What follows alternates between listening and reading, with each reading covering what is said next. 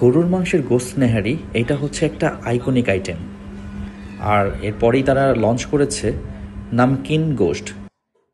মানজার কাবাবে নেহারিও পাওয়া যায়, বাট এর মধ্যে মাংসই থাকে বেশি, সাথে আছে ডাল গোশ। এইটা বিলিভ করেন অন্যরকম টেস্ট। কারেলের মাংস দিয়ে এই গোশ নেহারিটা করা হয়। দেখুন মাংসটা কত সফট, কতটা টেন্ডার। আপনি যখন জাস্ট হাত দিয়ে ধরবেন আর মাংসগুলো খুলে খুলে যাচ্ছে। মানজার কাবাবের আইকনিক ডিশ হচ্ছে এই নেহারি। দুই ধরনের নেহারি ওদের এখানে পাওয়া যায়। একটা হচ্ছে গরুর মাংসের গোশত নেহারি, যেটার মধ্যে গরুলের মাংস দিয়ে করা হয়। আরেকটা হচ্ছে গরুর পায়া। এর সাথে আপনি আরও টেস্ট করতে পারবেন চিকেন ঝাল ফ্রাই, শিক কাবাব, হারিয়ালি কাবাব।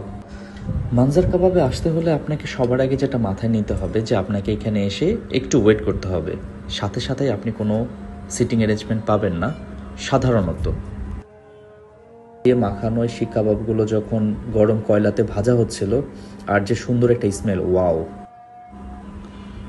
রমজানের সময় তাদের এই আইটেমগুলো ছাড়াও অনেক আইটেম থাকে, বাট রেগুলার ডেতে আপনার কিছু স্পেসিফিক আইটেম থাকে যেগুলো আপনি পাবেন। তার মধ্যে আমি যদি বলি নেহারি, গরুর মাংসের নেহারি, তারপর হচ্ছে বুটের ডালের গরুর মাংস বা ডাল গোশত যেটাকে বলে, ঝুরা মাংস, নামকিন গোশত, আর 2-3টা কাবাব আইটেম, আর সাথে পরোটা তো থাকবেই। ট্রাই করার জন্য আমরা নিয়েছিলাম একটি শিক কাবাব, পরে আরও 2টা নেওয়া হয়েছিল। সাথে নিয়েছিলাম 2টি গোশত নেহারি, ট্রাই করার জন্য যে কোনটা ভালো। স্পাইসি লেভেলটা খুবই ভালো ছিল, এবং এটা আপনি যদি দেখেন যে টেন্ডারনেসটা বা সফটনেসটা খুবই জোস।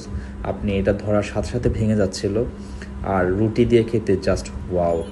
এর গ্রেভিটাও খুব জোস। আমরা তাদের আরও কিছু আইটেম ছিল, যেমন চিকেন ঝাল ফ্রাই, এটাও খুব ভালো একটা আইটেম। বাট আমি একটু আবার বিফ বেশি পছন্দ করি, তাই বিফগুলোই নিয়েছিলাম। এটা ট্রাই করা হয় নাই, বাট নেক্সট টাইম যদি আমি যাই অবশ্যই ট্রাই করব। 2 বাটি কেরেলের মাংস খাওয়ার পরে বা গোশত নেহারি যেটা আছে সেটা খাওয়ার পরে আমার একটু মনে চাইলো যে আমি একটু তাদের পাতিলাতে দেখি যে কীভাবে জিনিসটা আছে। সো আমি কিছুক্ষণ সেটা নাড়ার চেষ্টা করলাম, দেখতেও ভালো লাগছিল। তারপর আমরা আরেক বাটি নিলাম, সেটাও খেয়ে ফেললাম, খুবই ভালো ছিল। গোশ নেহারি,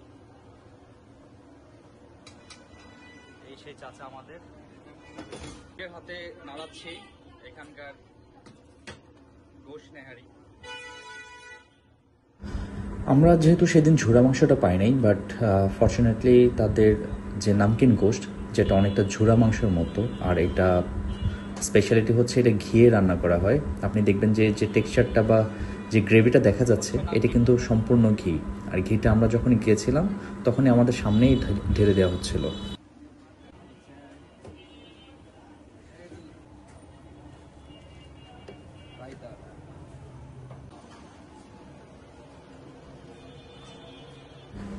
দেখেন এই ছোট্ট একটা দোকানে কত ভিড়। সো আপনাকে মাথায় নিতে হবে যে এখানে আপনাকে একটু ওয়েট করতে হবে। পাশাপাশি হচ্ছে এখানে আমরা আপনাকে খাবারের তালিকাটা দিয়ে দিচ্ছি। ফুডের প্রাইসগুলো খুবই রিজনেবল ছিল। সো আপনি চাইলে ওইখানেও খেতে পারেন, বাট আমি প্রেফার করব আপনারা যদি ওইখানে পরিবেশ পছন্দ না হয় আপনারা পার্সেল করে বাসায় নিয়ে খাবেন। বাট ডেফিনেটলি অবশ্যই আপনারা একটু ওভেন বা গরম করে খাবেন খাবারটা।